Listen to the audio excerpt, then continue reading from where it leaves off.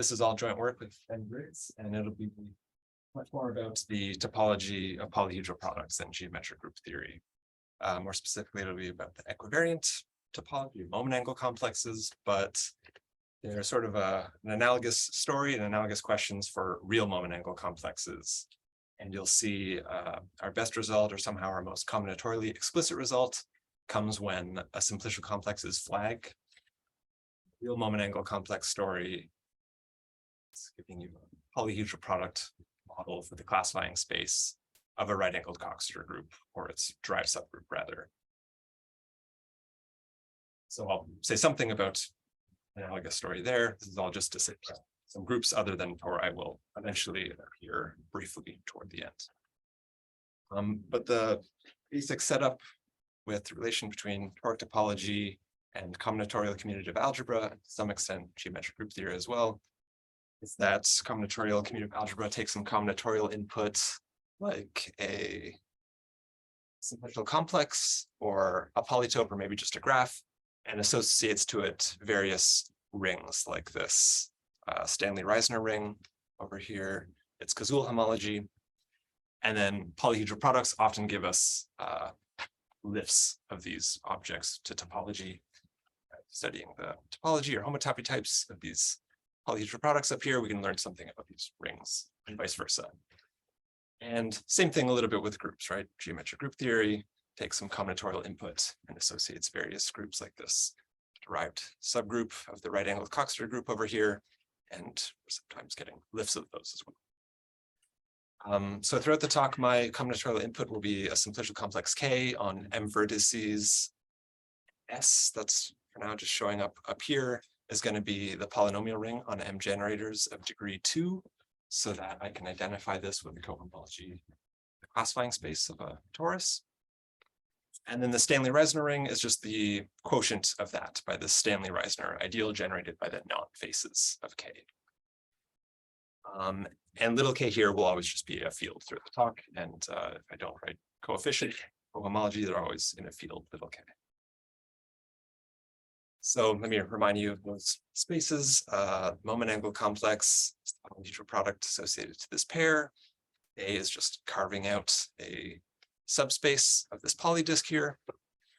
And the Davis-Yanuszkiewicz space is the polyhedral product associated to this pair, CP infinity, comma, a point, or BS1, comma, a point. And these two are related by the torus action. So the M torus is acting on this product of disks by just rotating disks coordinate-wise, and that action restricts to the moment angle complex. That's the standard torus action, comes with any moment angle complex, and the Borel construction of that action can be identified with the Davis-Yanuszkiewicz space. In fact, the whole Borel fibration down here, which I'll remind you of in a moment, can be sort of modeled by polyhedral products. The top row, everything in sight is a polyhedral product. DJK is just a subspace of CP infinity to the M. So you consider that inclusion and look at its homotopy fiber, that turns out to be ZK.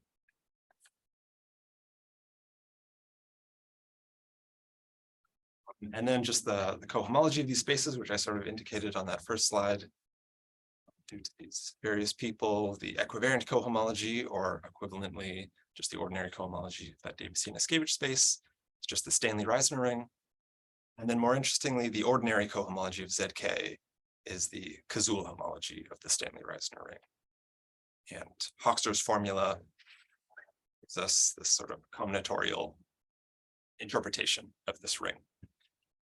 So this talk, maybe don't need to say much about it, but K sub J will always denote these full subcomplexes on a subset J of the vertex set.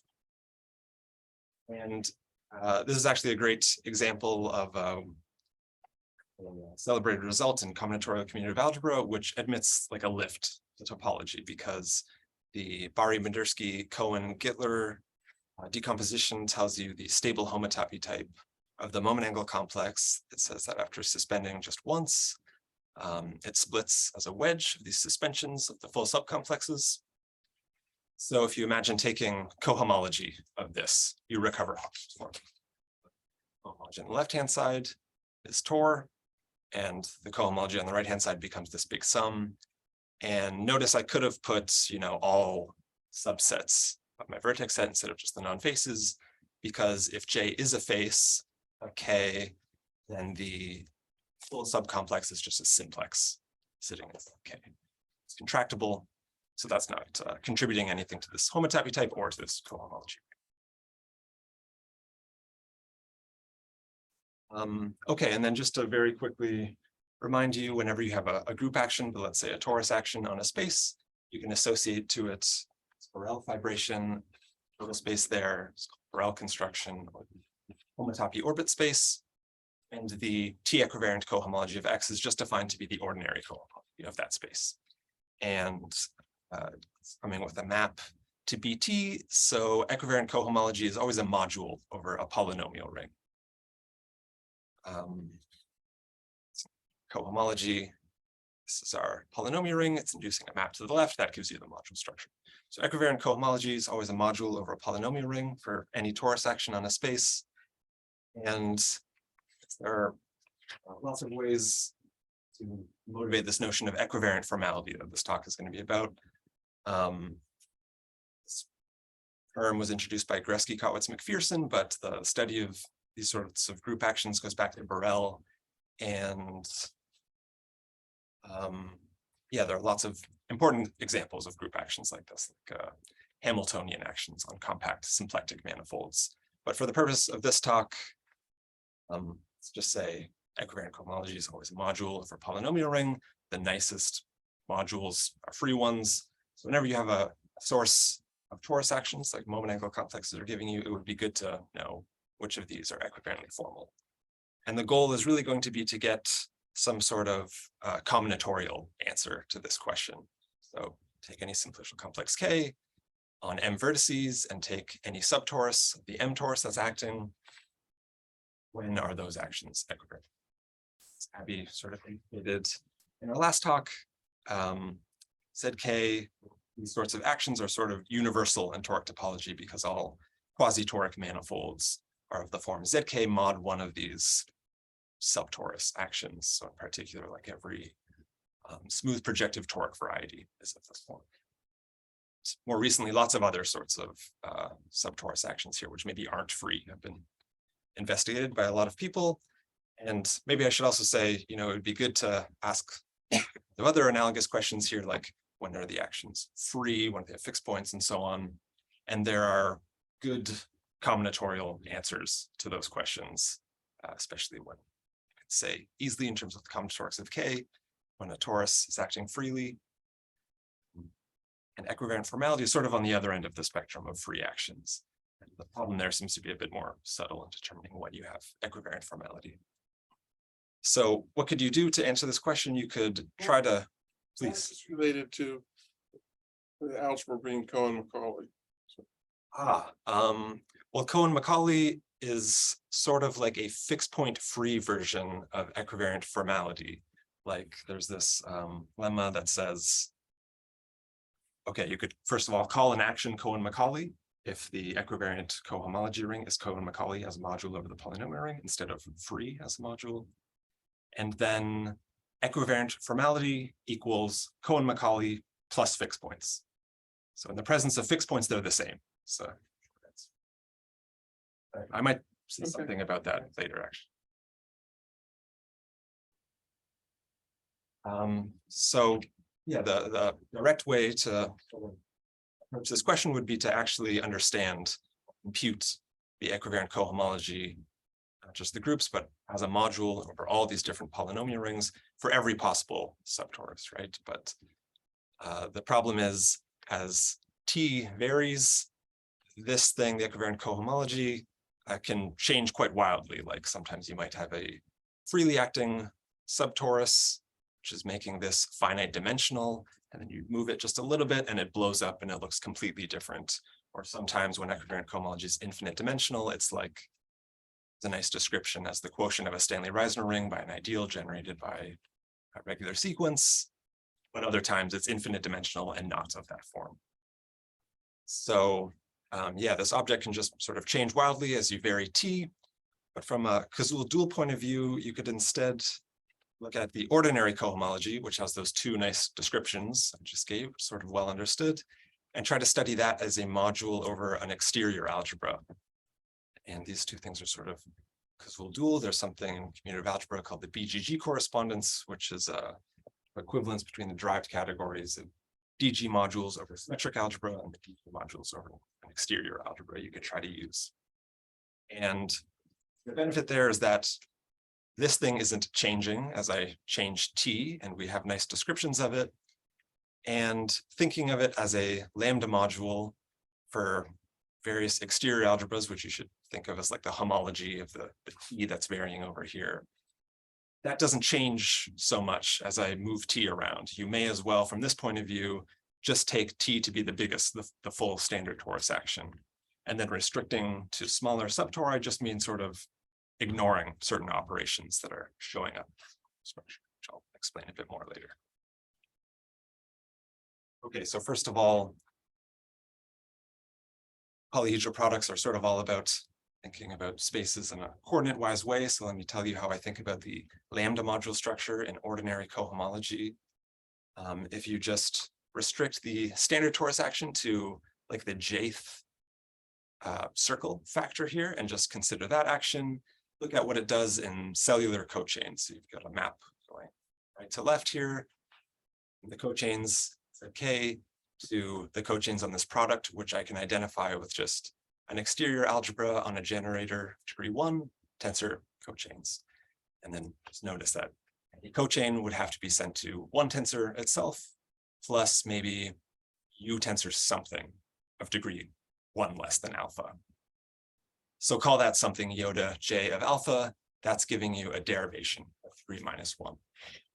It's easy to see these square to 0 and like iota I, iota j, anti-commute. So they extend to give you a lambda module structure, the cochains, and then the cohomology of a DG lambda module. It's of course just a graded lambda module. So that's the module structure in cohomology. I'd like to describe combinatorially, sort of analogous to the way the ring structure can be described in terms of the Hochster decomposition. And okay, so in terms of the first way, sort of algebraic way, you usually think of the cohomology of ZK. So it's this Tor algebra, which you could compute using a Cazul complex. So the Cazul complex turns out to be very closely related to the cellular cochains on ZK. They're quasi-isomorphic, and if I factor out by this acyclic ideal over here, the VI squareds and VI UI, then they actually become isomorphic.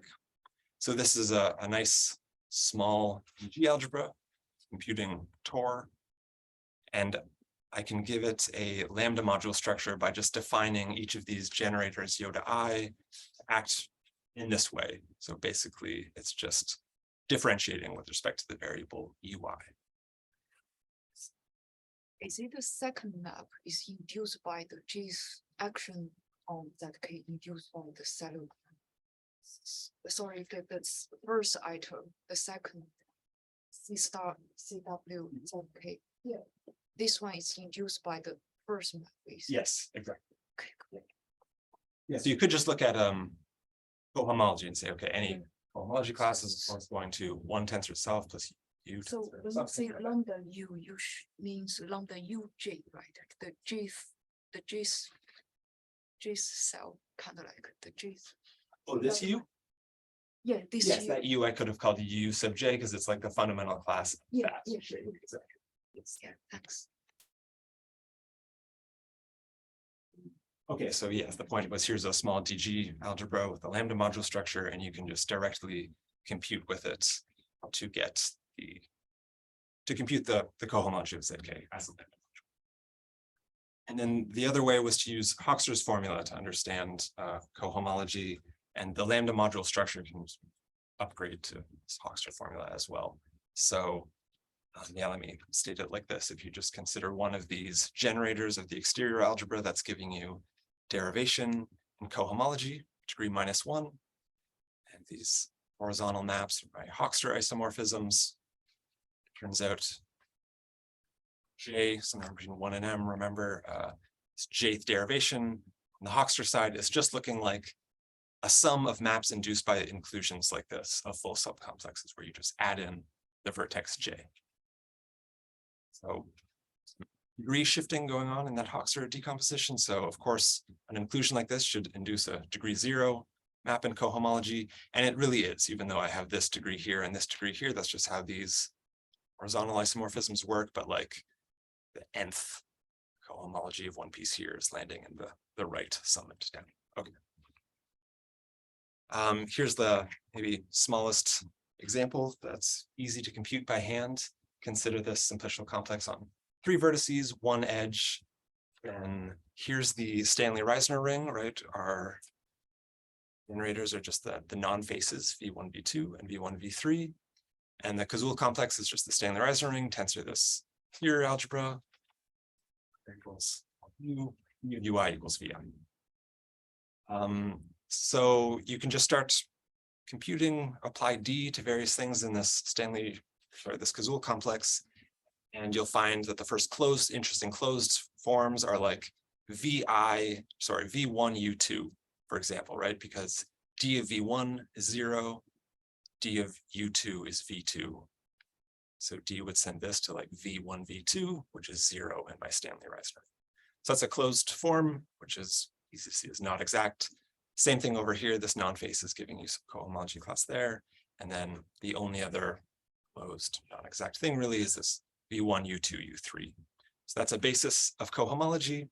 And then, Iota 3 is just sort of doing interior multiplication with U3, or differentiating out that U3 variable.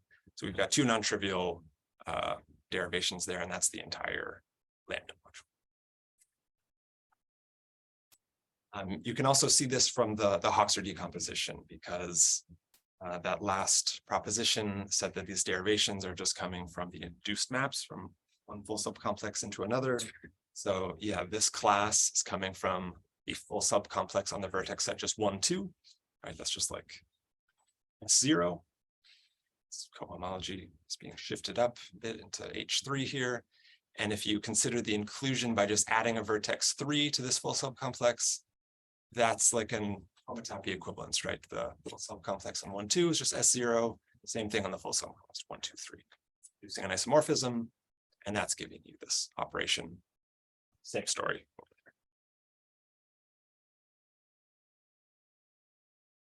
there. Okay, so this problem of determining when these operations vanish, that's what equivariant formality is going to turn out looking like under this BGG correspondence and commutative algebra.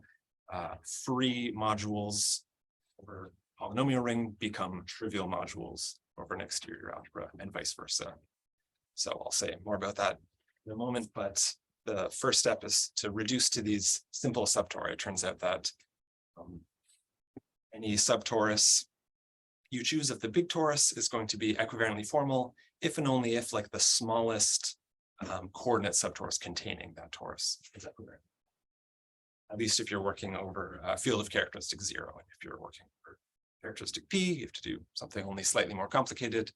But this first point is not obvious, but it turns out you can restrict your attention to these nice coordinate subtori. So I is just any subset of the vertex set, right? And I hope it's clear what subtorus I mean here.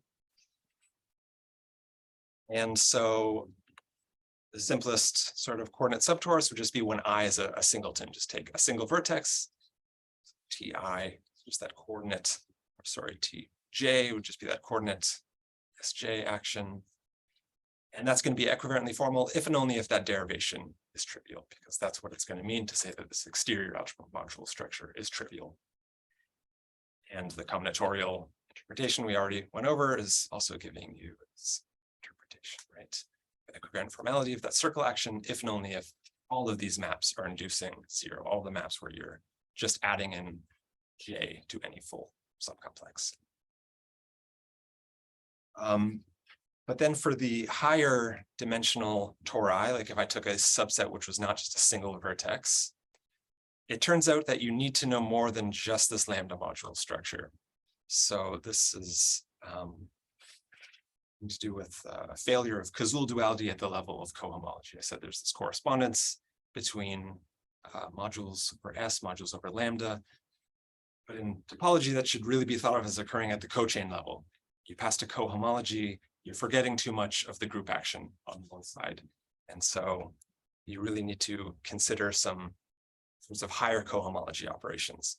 So the usual example of the sort of failure of these two objects to determine one another, torus acting on a space, right? Ordinary cohomology as a exterior algebra, equivariant cohomology as a module over a polynomial ring, would be like the Hopf S1 action on S3. So the quotient of that action is S2. So that's what the equivariant cohomology is going to look like in one case. And if you compare that to like the trivial S1 action, then the quotient is just looking like S3, right? Or the Borel construction would be like S3 across a classifying space. So the equivariant cohomology definitely looks different for those two actions. But of course, if you looked at ordinary cohomology, even with this extra structure, those look the same just because there's no room for a derivation of degree -1 in the cohomology of S3. So on this side of ordinary cohomology, really what's detecting like a non-trivial S1 action versus the trivial one is some higher operation of degree -3 that would take you from the top class all the way down to a generator of H0. So this really comes from Gresky, Kowitz, McPherson. They introduced these higher cohomology operations induced by a torus action or any Lie group action. And they introduced them explicitly as obstructions to equivariant formality. So if a monomial S in our polynomial ring here is just degree 1, like one of our variables, this operation is just degree -1, and it's agreeing with the primary cohomology operation I already described. And then like if you took a VI, VJ, degree 2 monomial, it's going to have degree -3, 5, and so on. So really you need to know all of that higher structure to understand equivariant cohomology and therefore to detect equivariant formality.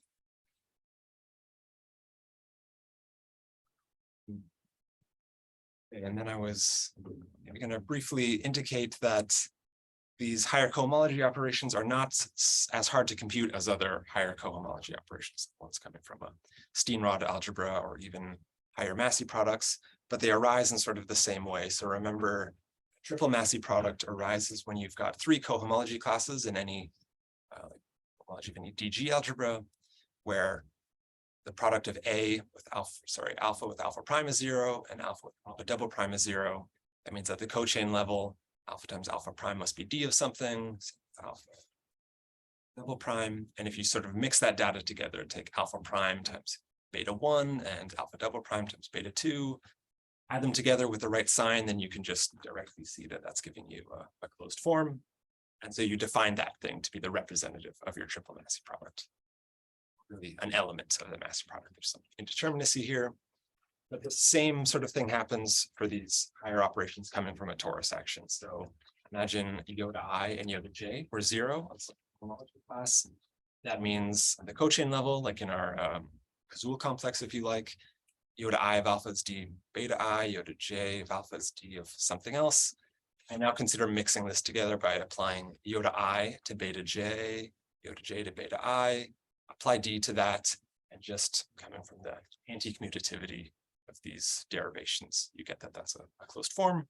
So I define that to be a representative of the secondary operation. Again, of course, homology class can be 0 for more than one reason. So if you have some other beta I here, that might give you a different representative, some indeterminacy here, exactly as with Massey products. But it's a fun exercise to see that if iota I and iota j, the primary cohomology operations, vanish everywhere in cohomology, which often happens, then the secondary operation is actually well-defined as I've written it here. And it's even a derivation of degree -3. So similar story for higher operations. And it turns out that with moment angle complexes, they're all going to be 0 when your monomial indexing the operation is not square free. So there's some sort of square freeness showing up in Hoekster's description of the cohomology of ZK, and that's being reflected in these operations. So really, we only have to understand the cohomology operations induced by the square free monomials, and square free monomials I'll just identify with subsets of my vertex set. So think of higher operations for moment angle complexes as things like this, where U is just a subset of the vertex set. Okay, so we can come back to this example. We already had these primary operations, iota I and iota j. It's the same as these operations indexed by like v3 and v2, which I'll just write like this. And then it's easy to see that you have secondary operations going from this degree 3 class to here, this one to here. So yeah, if you think of that sort of formula I just gave you, it was sort of saying these higher operations are witnessed by like zigzags of primary operations, right? Like iota I of something is 0, so at the coaching level it's d of something, do d inverse and then apply iota j. Same with this other term. See that that's exactly what's happening with these operations. And there's no indeterminacy here. And again, that often sort of happens.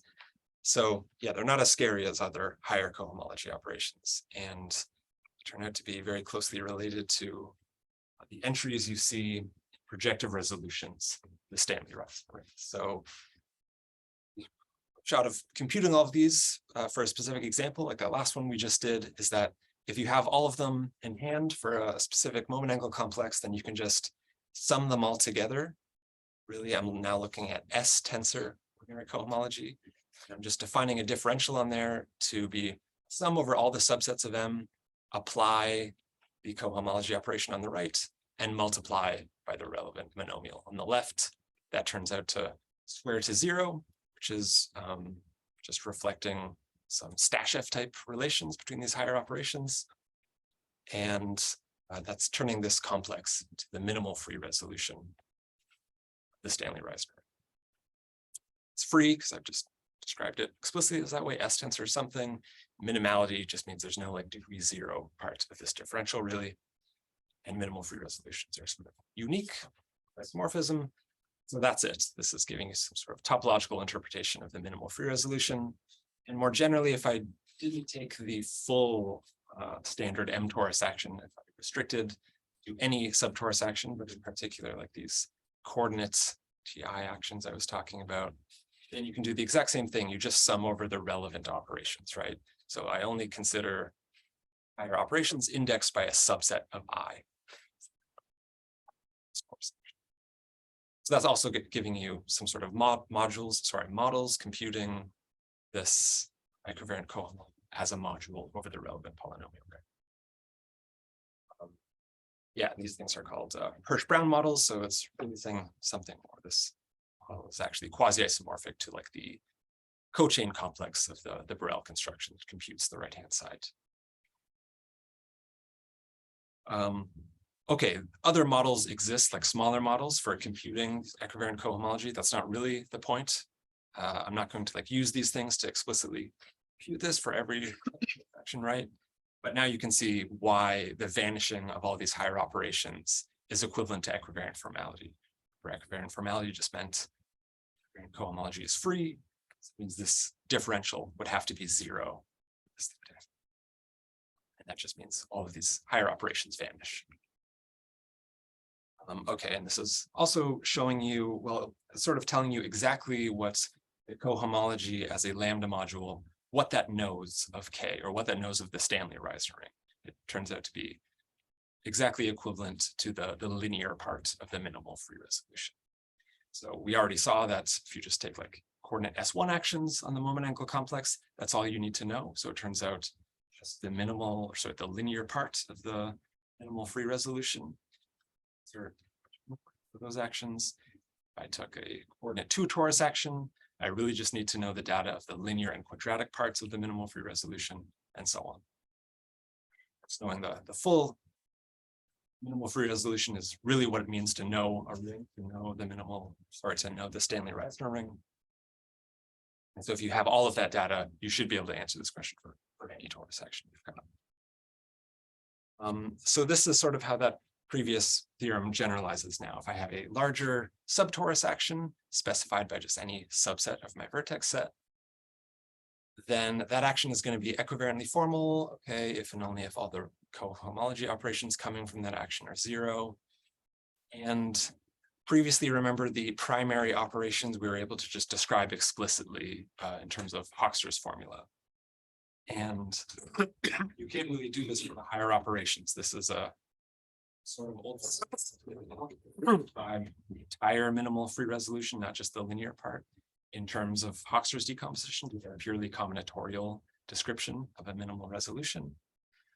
So they're not as nice. It's much harder to describe individually the higher operations. It's not like the secondary cohomology operation delta ij is coming from like just the inclusions of full subcomplexes where you add 2 vertices now to any full subcomplex. But it turns out that sort of the uniform vanishing of all of them in a certain set I like this, that can be detected by an inclusion of a complex. It's no longer a full subcomplex like this thing here. It's called a face deletion. It just means, this full subcomplex sub J, remove this face and also remove all larger faces that contain that face.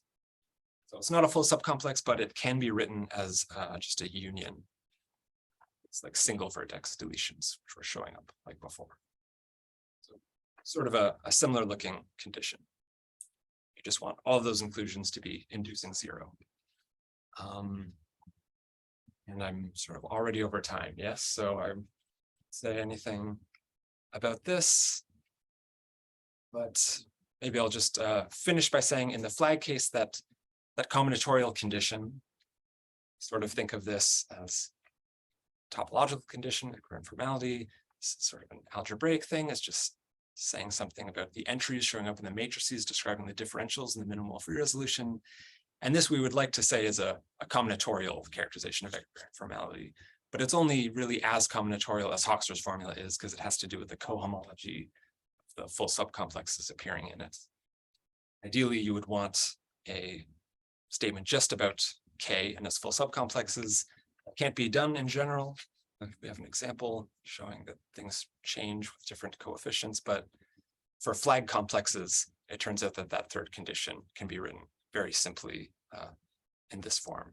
Ti will act equivariantly formality if and only if I is the face of K, and every vertex in I is sort of coning over every missing edge. Okay, there's more I would say about that if I had more time, but we have an example that shows in the non-flag case, you couldn't hope for a purely combinatorial characterization like this because there exist non-flag complexes where equivariant formality over one coefficient ring is not the same as equivariant formality over the other. And so you really need K, like the field coefficient K, to be showing up in any sort of characterization like this, right? Notice A seems to depend on the coefficient rings you're taking, because this has to do with what equivariant cohomology of something looks like. But B is a purely combinatorial thing where a field plays no role. Turns out you couldn't get that in every case. Yeah, I won't try to say anything about the real moment angle complexes. It works out very similar. And the exact same result can just be phrased in terms of the group cohomology of groups sort of sitting between a right-angled Coxeter group and its derived subgroup, since that's what these partial quotients are looking like. Okay, I'll stop there. Thank you.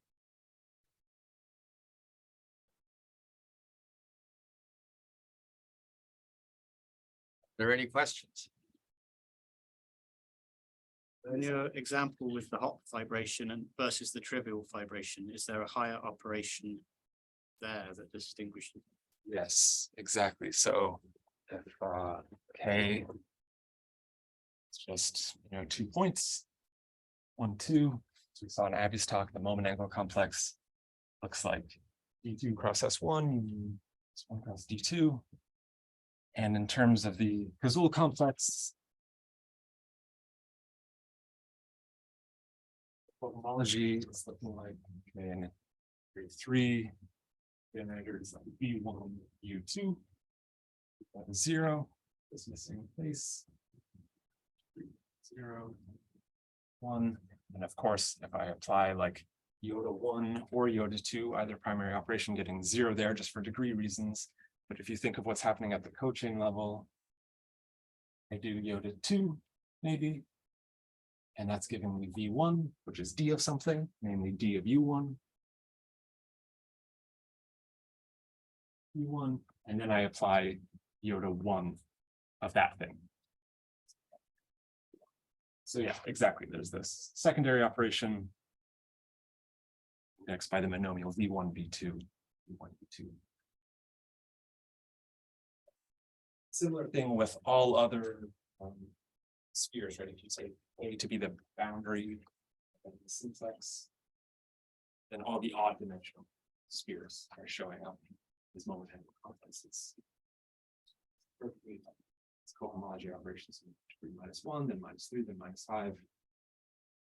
So those are detecting the non-formality of like the full 2 torus action on here. The hop action would just be like the S1 sitting inside here. It's not like a coordinate torus action. It's just like the diagonal S1 sitting in there. That's exactly the hop action. And as I said in words, but didn't write in the slide, the equivariant formality of like a non-coordinate action like that turns out to be equivalent to the equivariant formality of the smallest coordinate subtorus containing it. So if you're looking at this like diagonal circle sitting inside T2, well, the smallest coordinate subtorus is just all of T2, right? So the same story with that operation. Yes. Are there any relations among compositions of these secondary operations or even the primary? Yeah, the We'll use the word operation, or sorry, operations, but the relations between them are entirely quadratic. Like if you sum over all ways of decomposing a monomial into a product of 2 monomials, look at the sum of all the corresponding secondary operations multiplied by one another, that equals 0. And that's exactly the sort of Stasheff identity I mentioned that turns out to be equivalent to delta squaring to 0. That's the relation you need.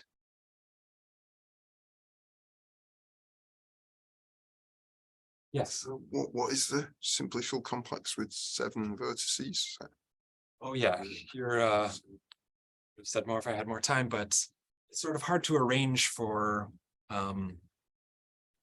operations to look different when you change coordinate rings, because for something to really happen where like all the relevant higher operations are vanishing with some coefficients but not with others would be you have some like p torsion showing up. Take p coefficients that are vanishing when you take q coefficients or something. It was the only way I could think of arranging for this to happen.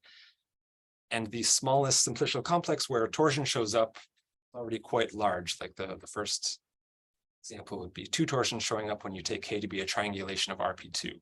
The 6 vertex minimal triangulation of RP2 has a bunch of higher operations showing up in it. The cohomology of the moment angle complex is not just the looking like the cohomology of RP2. You've got a lot of noise coming from all the full subcomplexes before you get to the full 6 vertex thing.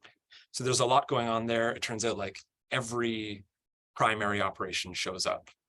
So that means nothing is acting equivariantly formal, and these operations are showing up in low degrees, where changing the coefficients won't make things disappear, because the torsion is only showing up at the top when you have the full subcomplex and just like the full vertex set. But there's something you can do to it. You want to sort of add vertices that are coning over things that are making the primary operations disappear. If you think of the interpretation I gave of the primary operations coming from inclusions of full subcomplexes, then to if you're adding one more vertex to a full subcomplex like this, say, iota 3 is only going to be 0. The inclusion of this full subcomplex into the whole thing is 0. This is like the boundary of a simplex. The only way that can happen is if this new vertex is just completely coning over the previous things. So yeah, we introduce a 7th vertex to the standard 6 vertex triangulation, sort of carefully make it cone over things, like certain operations disappear so that a certain relevant primary operation is only showing up in a high degree where like torsion is involved, and then you switch to rational coefficients and that disappears, right? It's basically the idea. Macaulay 2 was used here. It's not something to do by hand.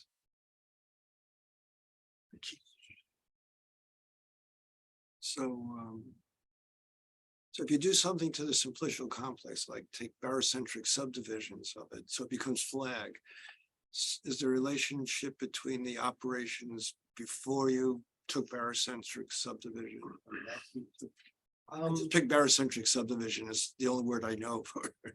I don't know, because the moment angle complex changes so much. when Exactly. You flagify by adding in a bunch of edges and things. Even adding one edge can change the cohomology completely, right? So sure, some things are preserved when you do that, but even just the shape of the cohomology ring without considering higher operations or anything is changing quite a lot for different K, right? It's not at all like a homotopy invariant. You take triangulations of the same space, they're giving you like wildly different moment angle. And you mentioned, I think in your paper that you have a minimal resolution of the Stanley Reiser ring, but you'd like it to be in terms of the combinatorics as opposed to the, have you made any progress on that? Well, this proof I skipped over gives some indication actually of where these higher operations are coming from in the Hochster decomposition. Sort of said like, okay, the primary ones are given by these inclusions of just J minus a single vertex and added in. And then a naive guess would be like, okay, the secondary operations are coming from like the inclusions, things like this into here. That doesn't have the right degree, but it turns out there is sort of a map between these simplicial complexes, or two maps which go in different ways. So this union, which was the same thing as the face deletion that appeared in our theorem, that just includes into here, that's inducing this map. And then the map, there is a map going this way, coming from just an inclusion of simplicial complexes. You can think of like, stop me if I'm going way over time, but if you take the full subcomplex Kj minus one vertex in union with Kj minus another, picture the full Kj, it's got a bunch of vertices connected up some way, and picture I is floating above them, and J, I guess I should have them the way around. Here's J, here's I. This full subcomplex includes this vertex, however it's connected to things, who knows? And down here, got this other thing, vertex I is connected to things in some way. And when you just maximally connect vertices I and J to these things, and you're looking at like the suspension of this full subcomplex not involving I or J, so the suspension is J minus I and J. So that suspension is accounting for the shift in degrees. In some sense, only those two maps, which are really inclusions of subcomplexes of K, completely determine the secondary operation, like delta sub ij. Higher operations, there's a similar story involving. Thank